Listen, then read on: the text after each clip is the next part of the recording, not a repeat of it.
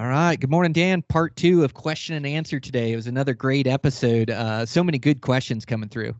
You just never know what our listeners are going to ask, and it keeps us on our toes, and that's why I like it. We appreciate all the questions. We're not going to get to every single one today, but as I do explain in the podcast too, I'm going to write an article and address some of these additional questions in the magazine, which could be a fun little article as well. So really looking forward to it. Thanks for everybody that submits these questions. I know I can speak for Brian. We sure have a blast doing it. Yeah, 100%. Yeah. Thanks to everybody listening in, giving us questions and good content to talk about. So yeah, we'll get right into the podcast. Just want to thank a couple sponsors. So we want to thank Everly Stock Packs. So we've been using Everly Stock Packs. I remember there was a 2-part question today, Dan, of what our day pack was. So we'll address it now because we forgot to answer it as we were talking. But favorite day pack, I am liking that free fall pack you recommended. It comes in a 2,000 cubic inch, a 3,000 cubic inch. So really enjoying using that thing. Man, it just fits so well to my back that I can hunt with it on, I can stalk with it on, I can keep all my gear, and I can also get out half a deer if need be, or probably a whole deer if I tied stuff on the outside. I don't know if I've had to do that yet with that pack. I think I got out I probably have. But yeah, it's just a great day pack. I really like it. Yeah, I did a full antelope a couple weeks ago in it, and it has a frame. It's not like considered a meat hauler pack, but it's a day pack that can do it all because it has the frame and it has the right compression strappage on it. And so it's just, it's a great design, and that's been my go-to for a day pack as well. And, if you're elk hunting with it, you throw in back straps, tenderloins, no problem, pack that out, and then bring in the F1 mainframe to haul out, the heavy stuff. But great combo. Speak of the mainframe, yeah, that's my other go-to if I'm bringing out heavy quarters, especially bone-in hindquarters. Just throw it on there, and you got 3 horizontal straps that keeps it nice and tight, close to your back. It's a great way to go. So those are my go-to to answer that question too: the F1 mainframe and the new free fall pack, 3,000 cubic inch. I've been loving the 3,000. Yep. Me as well. Yep. I'm using that destroyer pack for expedition trips. It's just a great pack, comes in at a good weight. And they just have different packs for all your different preferences, and they get the job done, built really durable. And we've been using them for years and really like them. So thanks to Everly Stock for their support of the podcast. Yep, absolutely. Team Lodge. I love these guys. Another great company. Team Lodge, they build trailers. For those of you guys that don't know, like that, the trailers that these guys in the Midwest, they haul out onto the ice, and you can set them down onto the lake, and then there's like spots in the floor that you can remove them.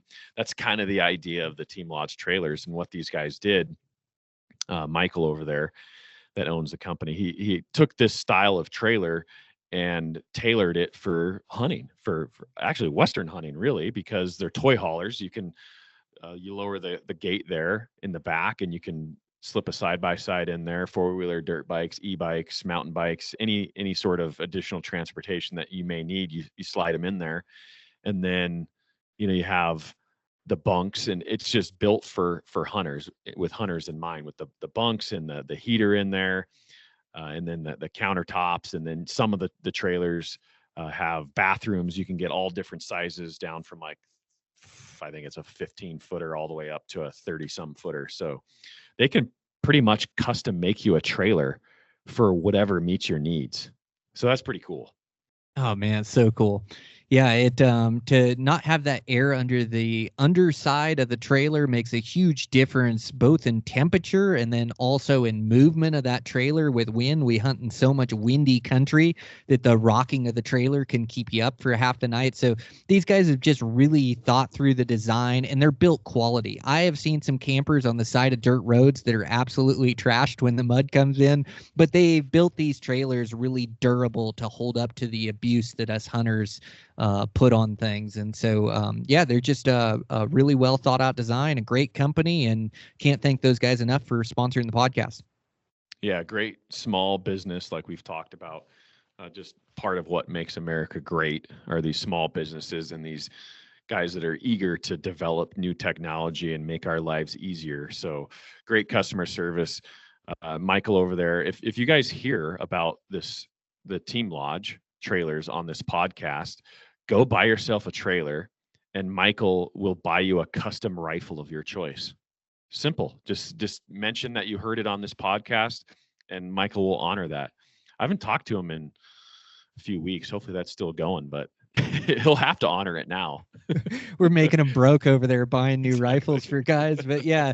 And so yeah, over at Eastman's, make sure to check out Beyond the Grid and the latest whitetail hunt that Dan went on. I still need to check that one out as whitetails on the ground, but you were actually with the Team Lodge guys using a Team Lodge out there on this hunt. Yeah. So last year went out and hunted with the Team Lodge guys, and their passion for bow hunting and whitetail hunting is just as deep as mine. And so it was fun to go out there and of course hunt with those guys and some Midwest tactics. We killed this buck in a tactic that I've never used before with a soft wind push through some bedding area. So I wouldn't normally do that, but we had multiple guys and it was an option. I was like, heck yeah, let's do it. And it worked out. I shot this buck at point blank. So make sure you check out that episode and all Beyond the Grid episodes on Eastman's Hunting Journal's YouTube channel. We post a ton of great stuff on there. So check that out. Brian had a release here a couple weeks ago. Mule deer hunting, another great bow hunt late season. So we're kind of winding down. We have Luke's sheep episode that we're going to drop here near the end of the year. So for those of you guys that don't know, my coworker Luke Washington, our coworker, he just works in the office down here with us. He drew a sheep tag in the random in Wyoming, so it was like a 0.01% chance. Incredibly lucky to draw the tag, but we had a heck of an adventure, and he killed a great ram, and we're gonna have that footage cooked up and edited up for release here in a couple months. So we're excited about that to wrap up season 8 and on to season 9 for Beyond the Grid in 2025. So cool, man. Yeah, really looking forward to that episode and the new season. And there's a bunch of great old episodes too. So you can look back and watch me make mistakes or watch before I learned how to talk into a camera, all that good stuff. But yeah, just a bunch of great content on there. Check that out. Check out both magazines, Eastman's Hunting Journal, Eastman's Bow Hunting Journal. Check out our other podcasts we have under the Eastman's umbrella. And man, we also have the Mule Deer Collective, Elk Collective, right, Dan? Yes. 2 of our courses, online courses. I'm going to get back into the thick of it, adding content here after the new year starts. But now's the time. It's never too early or too late to learn more and improve for the next season. And I had this conversation with my coworker the other day, Todd Helms. He's the editor of the magazine here, and he had an encounter with a bull. And he screwed it up, and he tried to call me. I was out of service in September, but he's like, "What did I do wrong? I can't figure it out." And I was like, "Well, I mean, this is a great time to look at the course." And of course, we were joking about it, but no, I mean, we've all had experiences and failed stocks and successes, and the courses are built to help everyone improve upon their techniques and their abilities. And so now's the time to do that when it's fresh in your head. Hunting season just ended for the most part. There's still some seasons going on, but the code now is SAVE50. Use that code at checkout and you'll get 50% off of the course, the Deer Collective and the Elk Collective of your choice, or both. You can find those on our website. But yeah, now's the time to start brushing up on those skills and really cementing what you learned this year into the toolbox for future hunts. It's very important, taking notes and moving forward and learning from mistakes and learning from successes. So that's what those courses are designed to help you do. Yeah, good stuff, Dan. Yep. Well, let's get into this podcast. Question and answer, Eastman's Bow Hunting Journal. Dan Pickar, Brian Barney. Here we go. Let's do it. All right. Good morning, Dan. Part 2 of the question and answer. Here we go again. These are fun. I really enjoy these. You just never know what our listeners on social media are going to ask. So yeah, good stuff. Oh, it's just the best for sure. Yeah. So we had a great part 1. If you didn't hear that episode, go listen back. Some great questions in that one. And yeah, let's dive into part 2 of question and answer here. So yeah, let's see here. I'm trying to read back. So I got a good one. This will be a quick one. Yep. Sure. So when are you going to elk hunt with a traditional bow? I know you can do it. um Man, I just haven't gotten there yet. It's like we we all have different reasons why we like to hunt and the different ways we like to go about it. So I definitely like the traditional bows, and I like messing around with them in the yard. I've actually never done a hunt with one before. I do like the mindset having to get closer, and I think it is like a higher level of hunting for sure to be able to get that close and close the deal. But the part for me that really excites me are chasing giant bulls, placing a perfect arrow, and I like being really efficient and effective, and I just like the accuracy that my compound bow gives me. And so for me, my deal is like chasing these older age class bulls, and personally with a compound bow, it's been challenging enough for me, and I like to put every factor on my side that I can. I like placing a perfect arrow in there. Not that you can't do that with traditional, and not that you can't get really good at it, but I think I'd have to start over with what I consider a trophy and go back to hunting 5 points and 6 points and satellites to create more opportunity to find success, than to build upon that success. And right now in my hunting career, I just haven't got there to where I feel a need for it. I still like feel so much challenge trying to kill them with a compound bow. I shoot my compound bow religiously. I work with it religiously. And so like for me, I've kind of found my realm that I like to hunt. I find the things that really excite me, that keep me working hard, training hard, shooting a bunch. And so right now for me, like I'm living my dream. And so I just don't see me transitioning over anytime soon. Now, maybe things will change.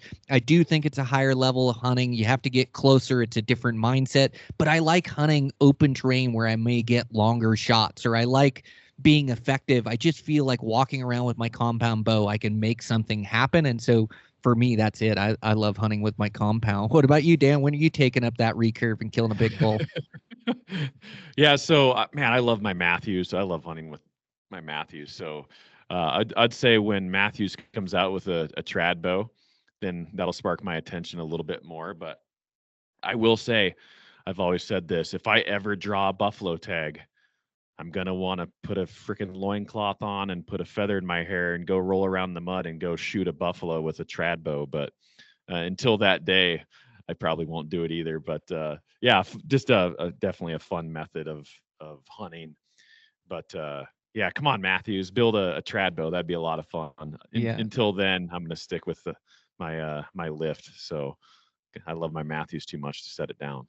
Yeah, I wouldn't mind like trying to take on like a javelina or something like that. I can always sneak really close to those, or maybe like some doe tags or something like that, where I can get close and have a different experience. And I may take up some of that with the recurve, and maybe it'll light a fire under me. But for right now, man, I love, like you say, that Matthews, and I love the bow seasons and chasing trophy critters, and I'm still learning and evolving and adapting. Like I'm still getting better, and so far I haven't hit my limit of that. And so man, I'm just gonna keep on the grind and keep doing what I love to do. Yep, good stuff. Thanks, Tavis Rogers, for throwing that one out there. That's a fun one. Yeah, that is a fun one. Yeah, I like that. Okay, so I'd love a breakdown of your broadhead tuning and your favorite day archery pack. What distance are you broadhead tuning from? Starting with bear shaft? Question mark. Yeah. So broadhead tuning is so important. And over the years, you see that like, okay, I'm gonna switch to mechanicals because I can't get my fixed heads to fly. That's a pretty common one from the past, I guess. You don't hear too much more about that nowadays, but broadhead tuning is so important. So I'll broadhead tune with a fixed broadhead. So I like to use the Evolution Jekyll, which is the fixed broadhead version of the Jekyll and Hyde. The Hyde is the hybrid broadhead that we know and love, and I use a lot, all the time, every time. And so what I'll do is, yeah, you can paper tune, that's great. But then I go right to bear shaft and I get dialed with a bear shaft. And then I'll go to broadhead tuning from there. One thing with broadhead tuning and bear shaft tuning too, it's best to do that indoors where there's no wind, no, outside environmental, you know, factor that's going to mess up your tune. You want to have a very controlled environment. So that's the biggest thing, is a controlled environment, no environmental factors. So do it indoors. And a bare shaft tune is really good for kind of showing you not only if your spine stiffness is correct, but form issues. And if you have form issues or grip issues, you're probably not going to get a perfect bare shaft to fly, perfect. So it's a good way to really pay attention to your form. And I will say there's no better feeling to getting your bow tuned to the point where it shoots a bare shaft right with a fletched field tip. And that's a cool thing to do and a cool thing to see. And so that gives you that like good concrete evidence that you're ready to broadhead tune as well. And so I'll go right to broadhead tune, and I'll step back and do my broadhead tune. I'll start at 20 and then I'll go to 30. I usually don't go much farther than 30. And this goes for bare shaft too. I'll do a bare shaft at 20 yards and then broadhead tune at 20 yards and then 30 yards. And then I usually stop from there. So that's kind of my methodology with, the Matthews. I don't even paper tune anymore. With all these Matthews bows that I've set up over the years, like if you get, your center shot correct and set that up, it's usually so close. I mean, I already know what spine of arrows these Matthews bows like. With my draw length, it's usually a 300 spine with a 100 grain head. So it's very simple to get them to shoot good right out of the gate after just a few shots. And so I just go right into the bare shaft tune. So that's kind of my process. Yeah. Good stuff, Dan. Yeah, definitely similar, but I kind of take a different method to get to the same finish line. So for me, I get my bow, have my arrows, and then I start paper tune is where I start at, and I'll paper tune, and I'll do it at different distances. Somewhere. Like I'm 5 feet to 15 feet. So, basically like maybe 3 yards to 5 yards or somewhere in there. And I just want to make sure that oscillation of that arrow, like I'm not just catching one way that the arrow goes through paper and it's perfect as the arrow corrects. So that's why I kind of do different distances. But standardly, I'm going to sit back at about 4 yards from the paper, 3 yards from the paper. I'm going to paper tune and I'm going to find the perfect tune with this bow. I'm going to mess with my shims and my spacers. And, not only do I want a perfect rip through paper, but if I start saying, well, like, okay, I get 2 perfect rips through paper, and then when it does miss, it tears low and right. Like that isn't quite good enough for me. Like I want a really forgiving tune in this thing. So I'll mess with my paper tune. I'll also bare shaft tune, and I bare shaft tune like that close distance, the same as I would as I'm paper tuning. I'm just also shooting a bare shaft through there because I feel like the bare shaft shows a little bit more as you don't get the correction of the fletchings on the arrow to help guide that arrow through or correct the flight.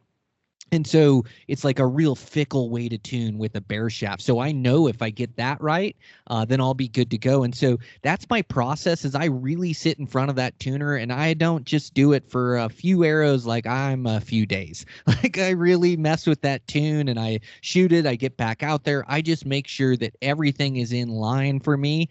And then my broadhead tune falls into place from there. I go outside and I shoot broadheads with every group and I'll shoot them at different distances.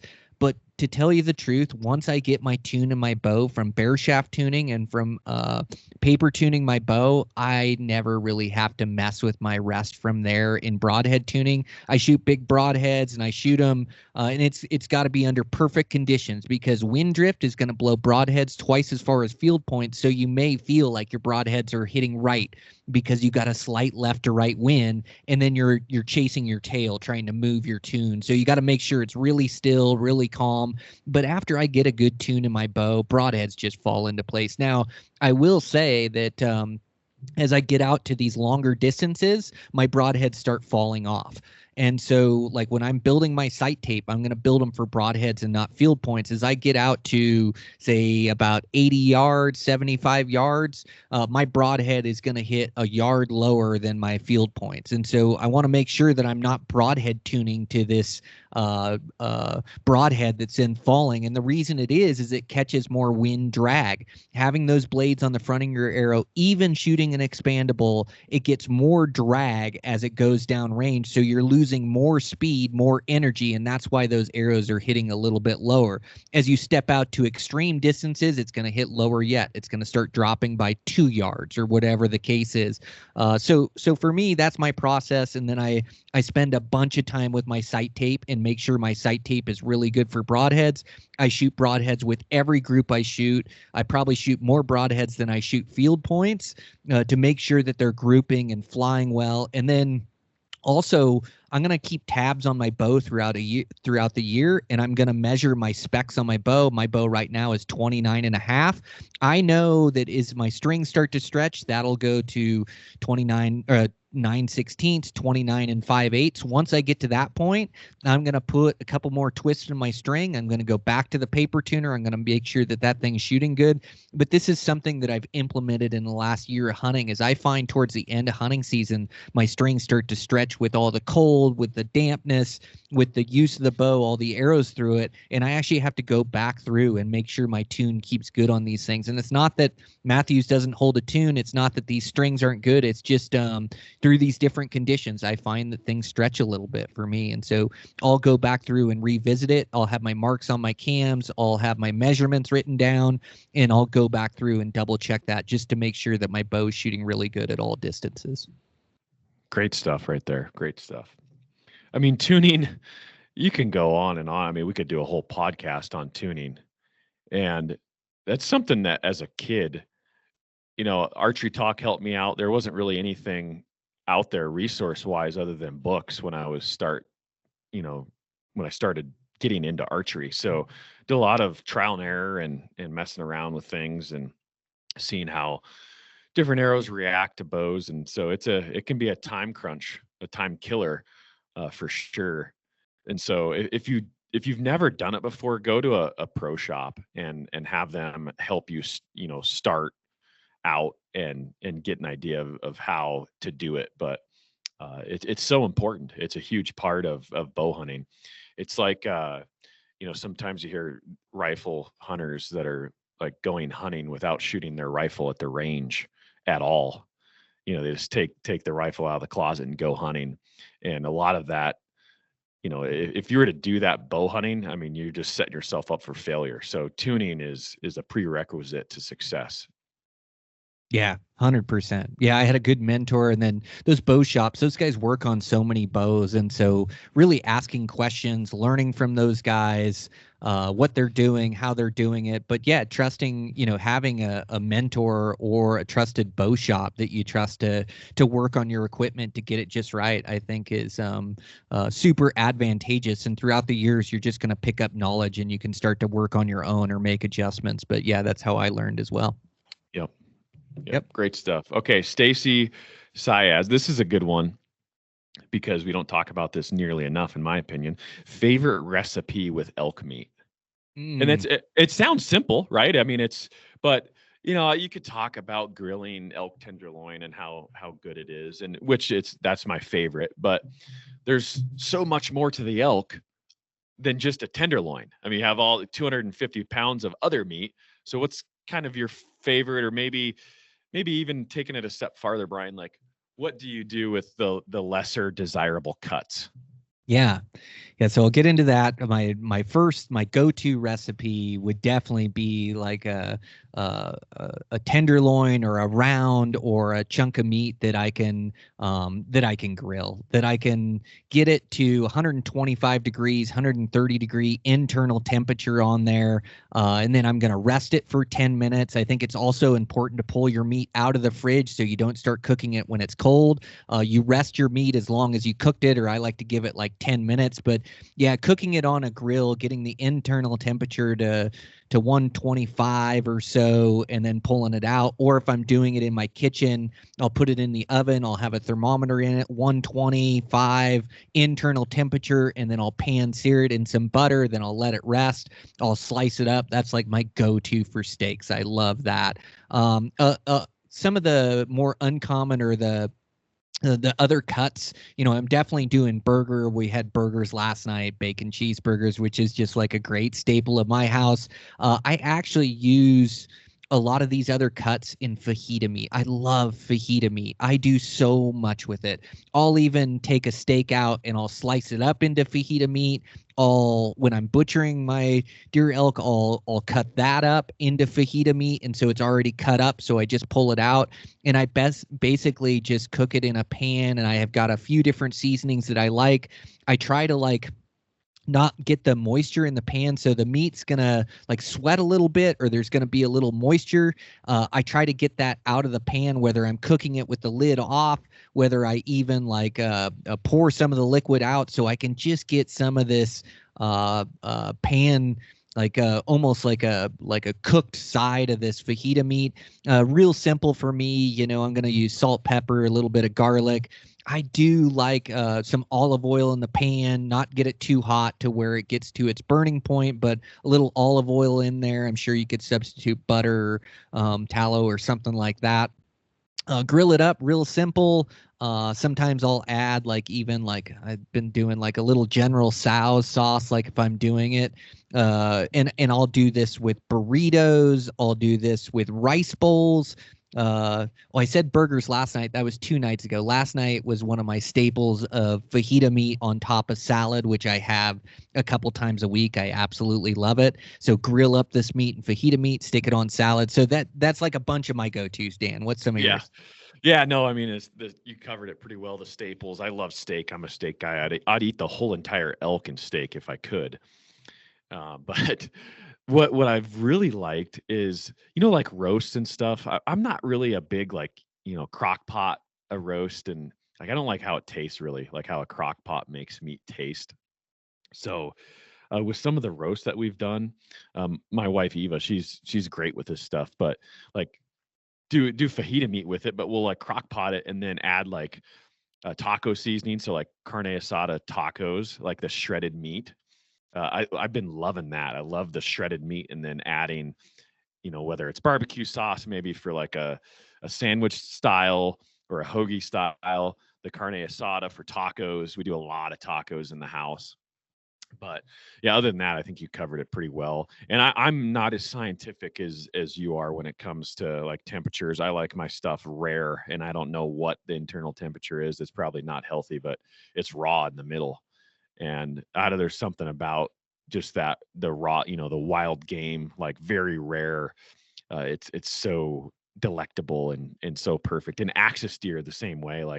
I just like it raw, basically. Maybe some searing on the outside, but if you overcook wild game, it's it gets tough and not as good. And so when it comes to steak in the house, I'm cooking the steaks, and then usually everybody else has medium or medium well or whatever. And it is what it is, but I like my stuff rare.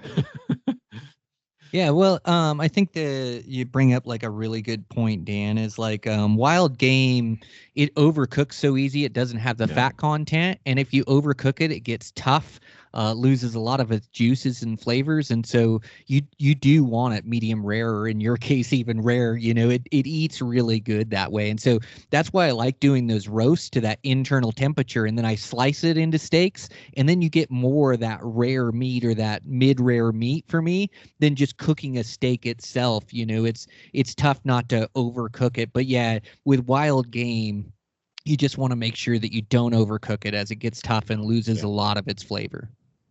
Exactly. Yep. Good stuff. Is that okay? You asked the last question. I got to get to my questions. You got another one for us, Dan? Will I get to him here? Yeah. This is a good one too. What's your setup for hanging meat before butchering? Keep it on ice and coolers? ? How long do you let it set? ? This from Mr. Ricky Dinos. Okay. Yeah, meat care is so important. If you don't like wild game, it's either your butcher or your cook. It's just different for all animals and the time of year. And so I guess I'll start with like warm weather. I definitely want to get it to the coolers right away and get it on ice. If it's getting cold at night, I will pull that meat out of the cooler and get air around it so I can get that thin, hard layer around the meat, which protects it and also lets it age. So like my rule of thumb is like in the 40s, I'll pull it out if it's low 40s. If it's high 40s and into the 50s, I'm not pulling it out of the cooler. I'm keeping it on ice. It's important not to get the meat wet. Now it's fine if it gets wet, you can still butcher it, but it'll start to get a gray color pretty soon within a day or two if it gets wet. So I like to stack like frozen water bottles in the bottom. You can stack wood in the bottom of your cooler, whatever it is, just to keep that meat out of there. And also, if I'm putting it in a cooler, I'm pulling it out of the game bags as well, as the game bags will get wet, and then that meat will keep wet as well. And so, how long am I waiting till I butcher it? Usually, if I'm cooler aging a meat, I'm not trying to age it. I'm trying to get it butchered and in the freezer, so I don't age it much. Now, as it gets later in the season, I do have when the nights are getting cold, when the days are medium. Usually you know, I will let it hang throughout the day if it's like wintertime temperatures like it is in November right now. And even if it's getting up into the 50s at day and down in the 20s or 30s at night, I feel okay about that meat's temperature. I just don't want that meat to get above 50 degrees in temperature as you have rapid bacteria growth. But I'm not big on aging. I don't have a walk-in cooler. I know some of my buddies are like dry aging a lot of their meat. They have a walk-in cooler in Hawaii. They'll let it sit in there, and it does taste tremendous. So I will get some aging on my meat, but usually for me, it's just a matter of when I can get to it and get it butchered. But I'm not afraid to let it, pull it out at night and let it cool, put it back in the cooler during the day, or let it hang if it's cool enough. And I'm not afraid to let it do that for 4 or 5 days easy before I butcher. I do think the meat gets a little bit more tender if you can age it a couple, 2, 3 days. And so, I will try to do that before I get it butchered if it's not extremely hot temperatures, or if I can get it out of the cooler. But if it has to be in the cooler all the time, I want to get it butchered before it gets that discoloration and it's so moist in there that I don't feel like I'm getting good aging. So what do you have to add, Dan? Yeah, that's all good stuff. And for me, it just depends on the time of year, the hunts that I have lined up, and the space that I have. And so if I'm middle of September or 1st of September, I mean, I get my meat home, my elk meat home, and I take it straight to a processor. And that was a tough pill for me to swallow because I grew up, our family, it was like a fall ritual in every year. We hunt and we put up our own meat. We never used a butcher. We had a friend that had, a meat processing shop. We go down there and, he would grind it for 20 cents a pound, grind our burger, and then we come home and package the meat as a family. So it was a big part of my childhood was doing our own processing. But now, just realistically, it's not possible in the fall for me to do all of my own.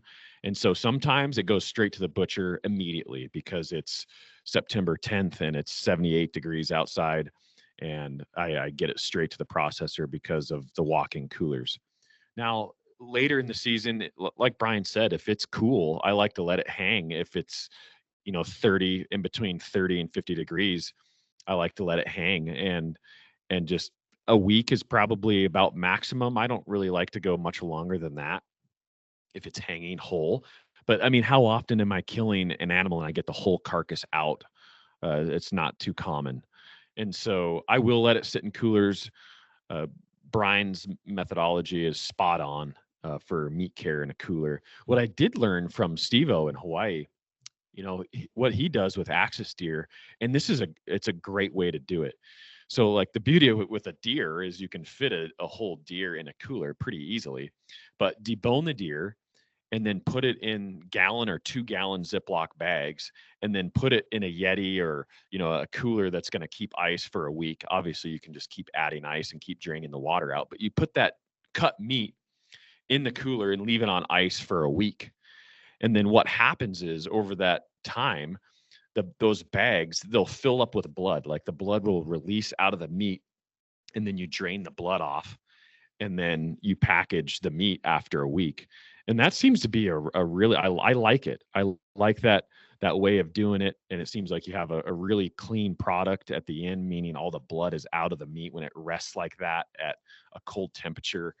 And you just get a really quality, clean product at the end. And obviously no gaminess, not that Axis deer are gamey anyway, but get any of the blood out. Cause that's usually, when you taste like, if meat's been in the freezer for a year or two and you pull it out, like it's been in there a long time, kind of like the quote unquote gaminess that you're tasting is the blood, like the old blood that it goes rancid first, right? The blood goes rancid first before the meat will. So anyway, I think, as bow hunters, bleeding out our animal, get a good double lung shot that'll bleed out that animal quickly and get that blood out of the flesh quickly.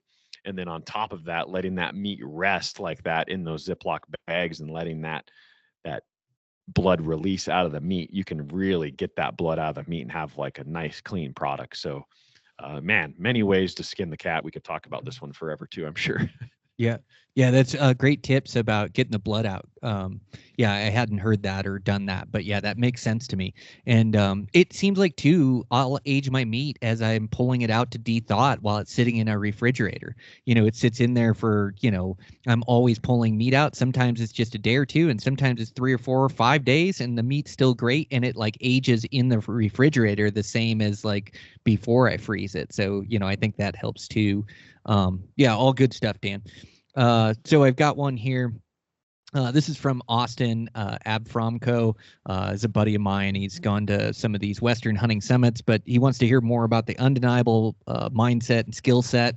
I think I'm always talking about this, so it's like beating a dead horse, but I really feel like the work that you put in on your skill set, the work to improve your skills as a bow hunter gives you a better chance of success when season comes. And that undeniable mindset is putting all the work in before season, to put all your scouting in, to put your everything into it. In any unit that I'm going to hunt, I expect to find success, and I'm not 100%, but I'm pretty close. And this year running 100 to where I show up to a trailhead or to a unit, I expect to find success and find a quality critter that I want to run an arrow through. And I think it's just a testament to the hard work and all these skills that I put in. And so, that's basically the basis behind this undeniable mindset. And I know you carry that same mindset into your hunts as well, Dan.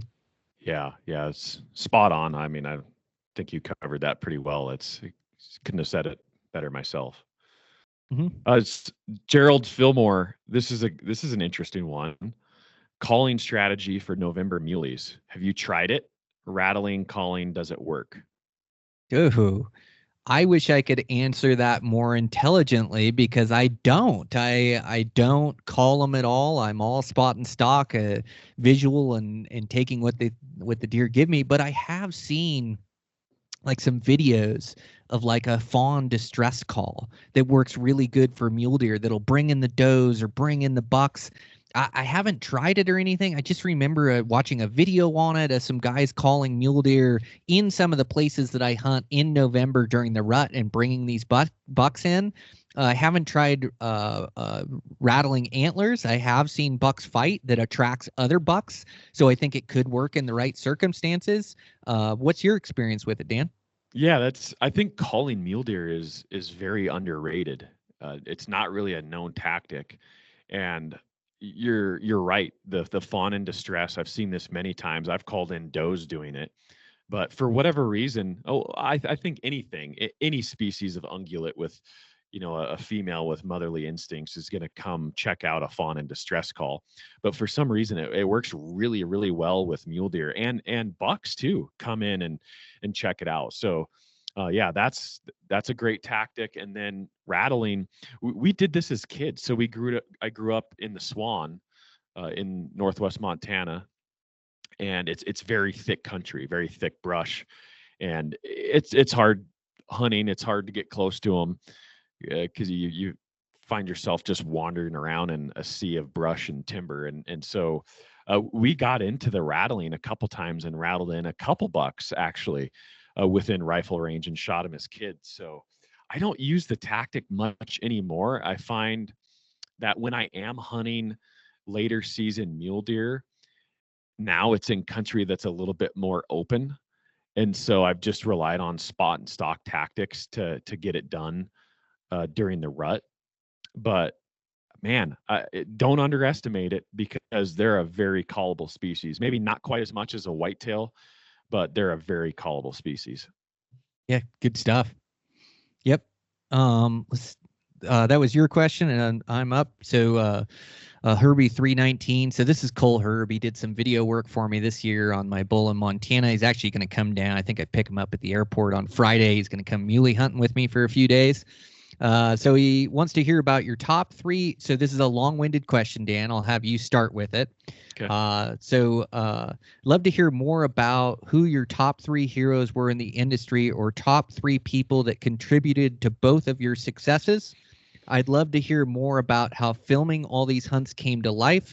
Filming hunts is a marriage, and you have to be fully dedicated to the craft. What was the moment you two had that made? What was the moment you two had that made and you want to go all in? Can't wait to listen. Yeah, I think as a child, I'm fortunate my dad introduced us to hunting content and, of course, VHS videos back in the day as kids, 4, 5, 6 years old.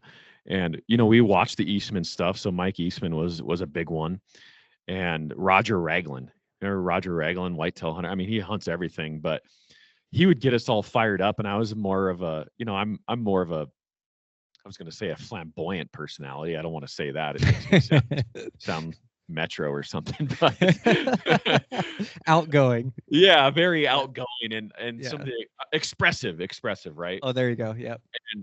And that was Roger, growing up and his fist pumping and Jiminy Christmas, holy cow, and he's just going crazy. And I was like, oh, that's awesome. Like, it's something that I really feel it resonated with me because I was that kid.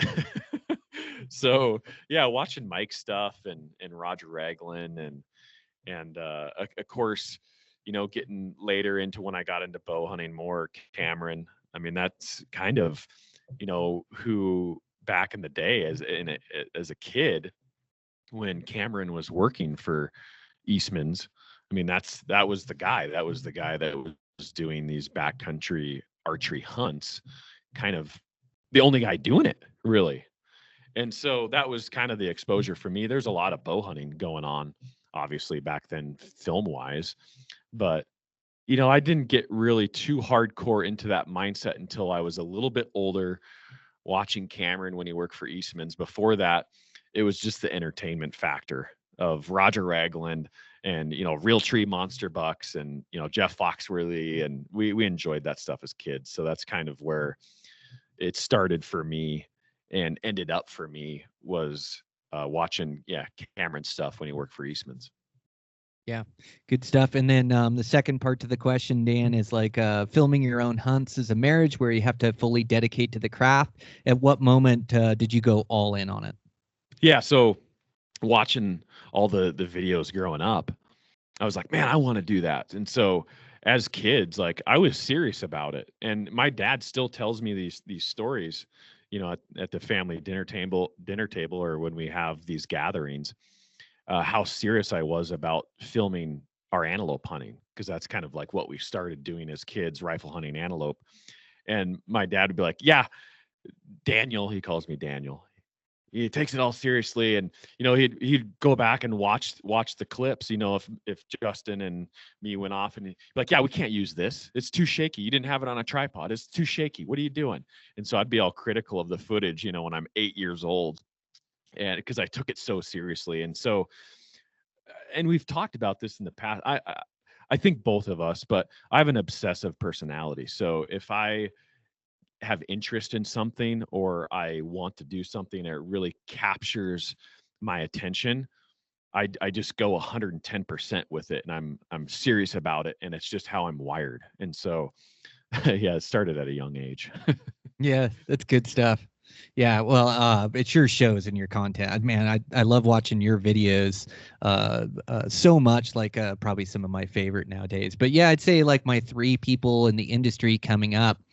Definitely like Chuck Adams. I remember reading his books and seeing his success with the bow and enamored by it. And then gosh, loved watching Fred Eichler as a kid, like his bow hunt and his traditional stuff.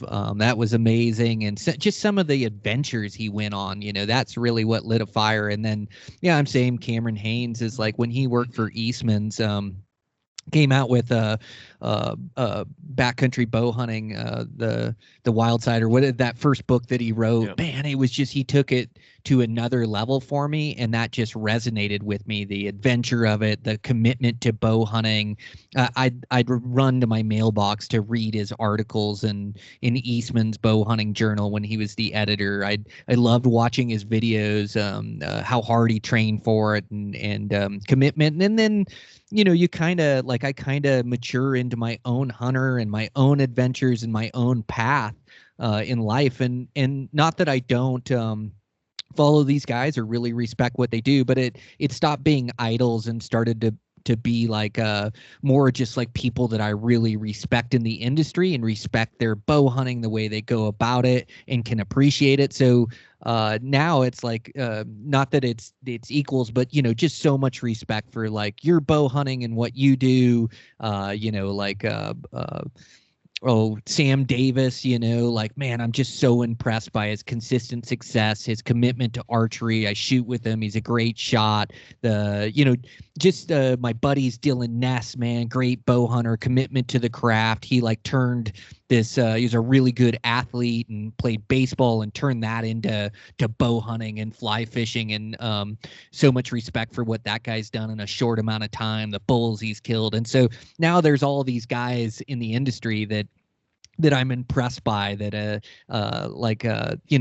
not that I'm trying to follow their exact footsteps, but just like, man, that guy's getting it. He is going for it. And a bunch of other guys that are followers or that listen to the podcast, Tony Treach just killed a great buck, that guy. So there's like all these guys that I respect what they're doing now in the industry. But I'd say those three like shaped me when I was a young man. And as far as commitment to filming, I think just really wanting to capture the adventures I go on. I feel like they're just one of a kind. I feel like I go on these adventures that are just so wild. So many things happen. Life's in danger, whether it's steep hillsides or cliffs or gnarly weather, grizzly bears or rattlesnakes or whatever the case is. But I just like felt like I had such an experience in this 10 days of hunting, and really wanting to capture that and show it to the audience. And the first couple times I come back, I just wasn't impressed with what I came back with, or it just didn't tell the story. And so like you, it's just like diving headfirst into it, like really trying to capture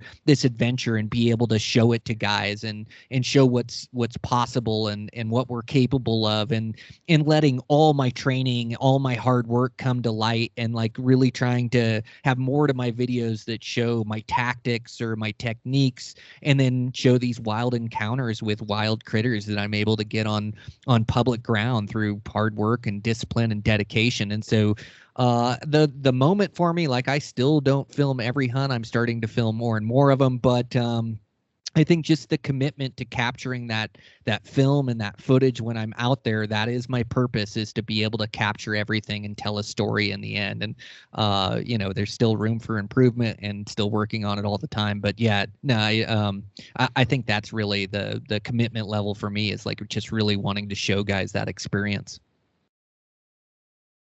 Yep. That's good stuff right there. All right. This could be a fun one. So Raymer 2117, he said, so this weekend in the woods, we witnessed a buck breeding a doe. Have you ever witnessed anything like that? Deer, elk, etc., out there hunting?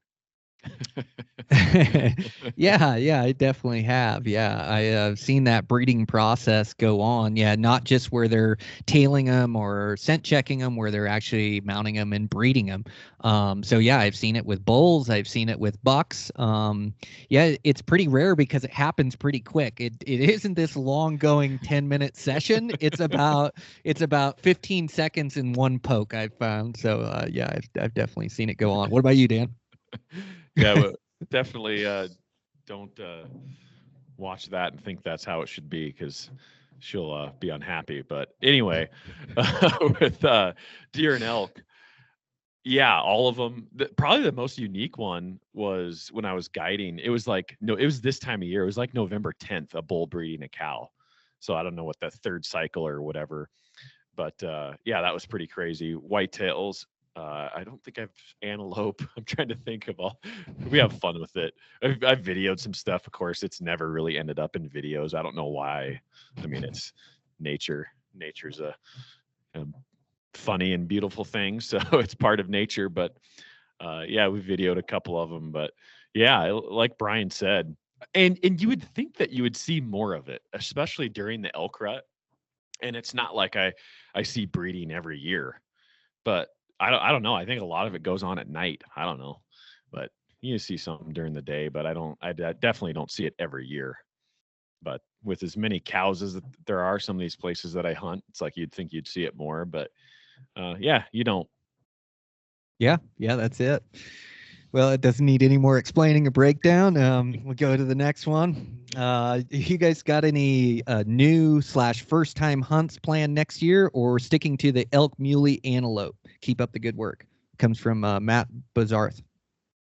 Yeah, I mean, that's kind of our staple. We're a Western big game hunting company, so deer, elk, antelope is probably our bread and butter, and then of course the trophy species. I shouldn't call them trophy species. The special species, moose, sheep, and goat. They're obviously it's tag dependent, but yeah, I love hunting elk. That's kind of my staple. I feel like I've really got fulfilled of bow hunting and archery hunting in September, and that's elk hunting. So we'll do a lot of that, and yeah, we always try to slide in some adventure hunting in there too. I think caribou's on the list for me next year. I'd really want to get up there and do that. I did a black bear hunt in Alaska with my buddy Jack here in June. So we're throwing adventure hunting in there when we can. But yeah, when it's go time in September and October, it's pretty much elk and deer for the most part. Yeah, that's it. I just love mule deer and elk with every fiber of my being. Like, I just think it's the coolest, the funnest stuff to bow hunt, and I just love it out west. And so I can't imagine a season where I don't get a lot of that now. I've got a couple hunts in the works, and we'll see what comes to fruition. I've got some buddies in Australia that are kind of putting together an Asiatic water buffalo hunt. It's pretty wild. It's in the Northwest Territories. The temps are in the 100-degree range, like it's super hot, or actually it's in Celsius, so I can't tell you the conversion, maybe 40 degrees or something, but like 100 degrees, it's hot. There's saltwater crocs, there's mambas. It's really desolate, like extreme country. And so kind of working on putting something like that together that would be a first for me and a real adventure hunt and international travel. So we'll see if that comes to fruition. Really like hunting Shiras moose a couple years back, lit a fire under me to get my big Alaskan Yukon moose, which I've never killed. I've hunted once up there in a big float. So I kind of thought about doing one of those floats. I've also got some contacts up there, some buddies. We're kind of talking about putting something together. And so we'll see if it comes to light. The problem is I've got to give up an elk hunt or to go hunt them. And I just love hunting elk and mule deer in the Western states so much. So I'll be applying for a lot for that. And then, yeah, I've already got it on the books that I'm going to draw a sheep tag this year. So probably be hunting one of those, either a desert or a Rocky Mountain Bighorn or a California. I'm not sure which one I'm going to draw, but I feel it coming. So maybe one of those as well. Heck yeah. There's always hope, right? I think I'm 20 some points in Montana, but me too. Who knows? Yep. Who knows? Good stuff. Here's a quick one. How do you like your dialed sights? That's from GM Taxidermy. Yeah, I've been using the dialed sight the last couple of years. I've liked it. The Arxos has been good. I like the simplicity, everything contained. Obviously, the wheel makes sense. I like my sight tape on the inside of the sight. I don't like it on the outside. So I like Dialed because of that. I like a vertical pin. Dialed has this, you can do a 2-pin, you can do a 3-pin. So I like the vertical pin, the clean sight picture. They just released the Proof, which is their second version. And man, I mean, they took the Arxos and they made it better and they improved on it. And it's just even more streamlined and it's set up for, the bridge lock style riser where it slides in. And so your horizontal adjustment is nice and tight. And so, yeah, anyway, Dialed sights. Yeah, I've really liked them. Yeah. So I haven't used the Dialed, the brand, and I'm not sure if he's talking about that or the Dialed, like a dialed to your range sights, which I truly love. So yeah, I think it's the only way to go for me to not pin gap or use Kentucky windage and put that pin exactly where I want to hit, to dial to the exact yardage and know that my sight tape is spot on. Gives me so much confidence in the mountains hunting these species. So I use the Black Gold Ascent. So the one problem guys have had with Black Gold is stripping out with their runner. They've now improved that, which made bigger teeth. And really in the 15 years of me using them, I had one sight. If they get dust or debris in them, or if you have them locked, you can strip them that way. And so that's the one complaint I've heard from guys with that sight. But yeah, I had in 15 years, I finally had one that I got stripped like during this year. They replaced it with a new version, bigger teeth, and really grips and grabs. So man, I've been a Black Gold guy for years, and I would try other ones, but mine has just done so good for me. And I shoot a little bit different. I shoot a 5-pin mover. My bottom pin is my moving sight. I tend to dial for 90% of my shots, but there is that circumstance where I do have fixed pin 20 through 60 if I have to make a shot. Usually happens on a closer shot or something like that, where I can use those pins to then shoot if something happens quick or that animal's walking. I also find it useful to have that, there are 10-yard differences on my pins. So say I'm dialed to 42 and that elk starts taking some steps and I judge him at 47 and draw back, then I can pin gap my 40-50 sight, and I've got a reference for what 10 yards is and what 5 yards is, so I can kind of use that as a gauge if I do have to Kentucky windage or I do have to make a shot on a bull or aim a little high or something like that. So for me, it works really well, but yeah, there's multiple ways to skin a cat. Definitely. I got a couple more. How are we doing on time here? Yeah, we're getting towards the end. Let's run through your couple and we'll call it quits. All right. We'll do a couple quick ones too. One of them, Waylon 406, he asked, what are your favorite socks, bro? So for me, I think Darn Tough are hard to beat just because the warranty on them. So I do like Darn Tough wool socks. It's a great brand and just a good quality sock. So those are hard to beat. A lot of times early season, I'll wear cotton, honestly. If it's hot out, I don't like to wear wool. I like cotton socks. And anytime that I can, if I have some downtime, which usually most days I do have downtime early season, I'll kick the boots off and let those feet dry out, whether you have wool or cotton socks. But yeah, I would say quality wise, Darn Tough are pretty hard to beat. Ooh, good one.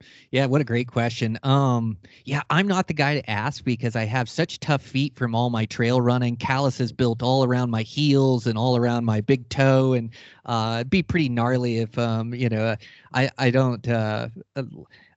I don't think I'm going to win any foot competitions or be able to go on OnlyFans with my feet, but they seem to work good for my hunting. So I can really wear any socks and get away with them. My feet don't sweat much. So I'm like Dan, I can wear cotton, I can wear wool, I can put on any pair of socks and my feet are going to be fine and not blister. So I'm not the right guy to ask, but I do like a thinner sock. I've done really well with like the farm to feet socks, and I don't know about the brand or what they stand for or anything. They just work good on my feet, and they're a little bit thinner. I don't like the heavy wool socks. I don't tend to wear those much unless it's really cold season, but my feet just move around too much in them, and I don't tend to like those. I also have like a pair of Zamberlan socks that I really like that they had me try out some of those. couple years back, the Farm Defeat, and it's kind of a collection. Like, you open my sock drawer and there's probably like 5 different brands in there that I'll use. So I don't just have one go-to. I have a few that I like that I'll wear on hunts, but really I can use any sock. Yeah, I can't remember the last time I had a blister. I'll get like, hot spots after a pack out, but my feet are calloused, and I'm lucky, I guess, with how my feet are built, that I just don't get blisters usually. And I don't know, some guys do, and some guys are really, artistes when it comes to their sock usage, but I kind of wing it, honestly. Me too. and I don't have issues, so Yep. it's something that there's more important things that I pay attention to. Yep. Okay, here's a quick one, and then we'll do this last one. What's the standard percentage to tip a guide? Do you tip less if you're not successful? So being a guide, that was largely my background before I started at Eastmans. Tips are important. I tell guys I don't work for tips. I work for the love of hunting, and of course I get paid for doing my service by the outfitter. Usually outfitters, they don't pay you like incredible money. It's pretty good money depending on your skill set and your experience. But I would just say that tip like you're eating at a restaurant, and tip how you would at a restaurant. And that can fluctuate if the service is poor, or if the service is really good and the food is really good. It's just kind of how you feel at the end of the hunt. I know that's how I am. Like I've tipped, 8 or 9%, of the total bill if I feel like that the server was, lacking in skills, and we had a long wait or whatever it is. I'm still going to tip. I'm not going to stiff somebody. But then if, the server was great and the food was great, I've tipped 18, 20%.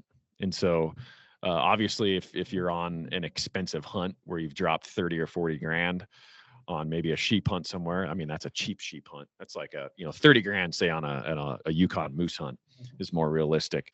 I mean, 10% is 3 grand, 20% 6 grand. I mean, that's a lot of money. So you just got to kind of factor in, how rare of a hunt it is for you, how hard of a hunt it was, the logistics for the outfitter. So there's all these things that factor in, but I would say in between 10 to 20% is pretty fair.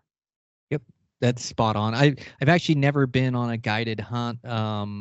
So yeah, I've just been. I just got back from a guided fishing trip that was Christmas Island, chasing GTs out there, and that's kind of what my buddy had told me. But it split between the staff at the end. So it's the people that were cleaning the rooms, the people that were cooking, the guides. Everybody worked so hard down there, and so yeah, it was. I was unfamiliar with the process and how much to leave. And so, yeah, I think everybody worked really hard. I had such a great trip. I think I had 25%. So I think you're spot on, Dan, with that in between 10 and 20%. Of course, it was a little bit cheaper trip as well. And, all those people worked so hard. So yeah, I was able to do that. Also gear too. If you noticed, like your guide needs some gear or whatever, like I know, I could leave my wading boots down there, buffs, and of course it's a third world country down and through there. And so, you see those guides. The one guide had flip-flops in, walking the coral and stuff. So it's like, oh man, he could use some boots more than I can or whatever. And so also leaving some gear, I think along with the tip can go a long ways too with your glass. And I've heard of good gifts for guides as well. I think that goes a long ways. Well said. That's huge. It's a big part of it gear wise.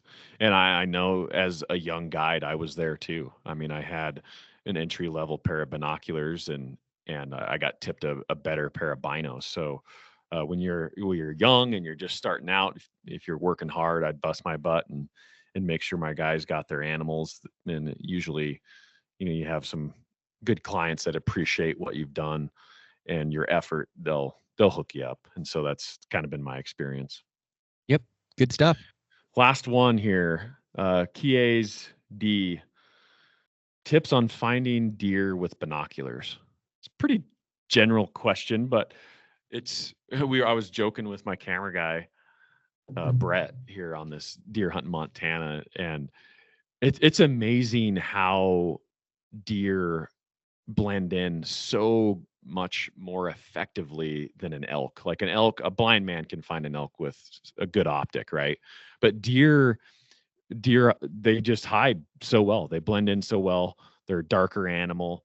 It's hard to glass deer on a shaded slope, right? You really have to sit down and take your time. And so with binoculars, especially if I'm really picking over country, I like to put my binoculars on a tripod, and so you can take all the shake out of it, and that really helps a ton. And I know like the image stabilizing binoculars too are a great tool for the same tactic.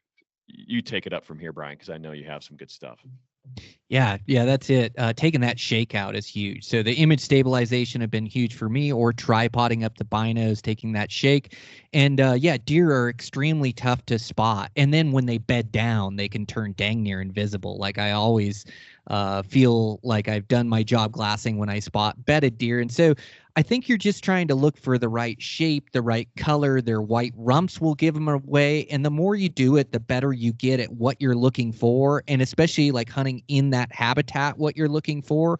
But I think it's good to hold your binos over a place and then look inside the binos for that deer. You know, it isn't just always going to jump out at you. And so I want to hold my binoculars still, and I want to search in the, like a inside those binos to try to just pick out the right color, the right shape, an ear. It seems like their white faces, their ears, kind of their shape will kind of give them away. Having the right binocular power for the right distance as well. Seems to help. Like you're not going to spot a bedded deer with a 10 power binos a mile away. You've got to have a more powerful set of binoculars, or you've got to have a scope where you can really pick it apart for bedded deer. Sure, you can see one standing there, but yeah, deer, you just have to be disciplined, spend a lot of time behind the glass. And, you know, I do kind of run, like I don't have a set grid pattern. I kind of look where's Bucky, but I kind of build a pattern of where I'm sitting. So where I'm sitting, I start working my way through country, and I'm not doing a grid left to right, up and down, but I kind of am. I'm like searching ridge lines close. Always look close to you first. Like deer can be right close to you and you don't even see them because you're looking through your binos far. So I always glass the close stuff first. Then I'm glassing more distant stuff. I'm glassing where I think I'm Bucky and where I think looks Bucky or where there should be deer.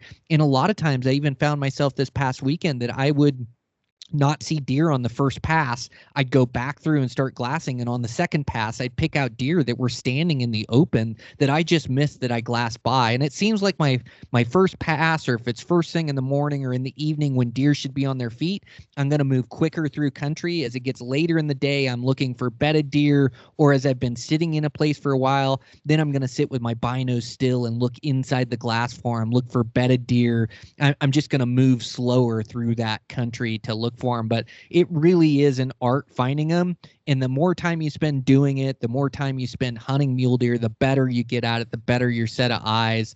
And so yeah, I think experience is key, and really looking, you know, through your binos for those pieces and parts of deer, the right color, the right shape. That white rump will give them away. And a lot of times I'll spot one deer and there's like deer all around it, or that buck's bedded up above them. And sometimes I'll see deer bedded and I'll look at them for 10 minutes and I still won't see the buck. There was a buck the other day where I spotted the 2 or 3 does bedded, and then that buck was in the perfect spot down low and right on the edge of a ribbon cliff. And I didn't see him for like 20, 30 minutes, and then finally found the buck there. So really look around the deer once you spot one to look for more deer for that buck, or other ones bedded, even though those ones are up. And man, they're just magicians. Like there was a group of 9 or 10 deer, and there was 2 up feeding, another one to the right, and I found one bedded. And so I thought there was 4 deer there. And as they started to get up out of this open country, there's like 9 or 10 deer there. They just disappear when they bed down. So really looking over country thoroughly, I think, is a really advantageous when you're glassing. Definitely. And man, I glass this stuff multiple times and pick up new deer every time that I pass through, it seems like. And what I really do like, especially with more open country, are 15 power binos. And whether or not you're using the stabilizers that SIG makes, I mean, the 16 and 18s and 20s, but like a 15 power with, you know, a nice 55 millimeter objective, like a good field of view, Those are a great tool to have too. But man, you got to have them on a tripod because they're shakier than like a pair of 10x42s. So they amplify the shakiness. And so that can be detrimental too. So it's a great tool to have if they're used correctly. You can comfortably sit down and run a pair of 15x55s and put them on a tripod and really be effective at picking out detail. And I'll glass too with a spotter, at long distances, and I'll sit there and just scan some stuff and just pan, and I'll work that plane over on my pan head on the tripod and just pick it out. It's a little bit more tiring, the fatigue on your eyes doing that, with one eye on a spotter, whereas a pair of 15s, you're just able to relax a little bit more and do it for a longer duration without experiencing the fatigue. So I know everybody can't afford a spotting scope, a pair of 15s, and a pair of 10s, but they are nice to have those 15s for some of the more open country applications. Yep. Spot on. Okay. Well, is that our questions for the day, Dan? Yeah, we better wrap it up. We've been talking forever. So let's wrap up this part 2. And man, it should make a great episode for guys. So thanks a bunch. Really appreciate you. It was a good one. And sorry we didn't get it to all of these questions. There's a few good questions, but I will address these. I'm going to write an article and put them in the magazine. So we'll get the last 10 or 12 here or so in the magazine. We just ran out of time. Yep. Sounds like a plan. All right. We'll check in with you next week. Sounds good.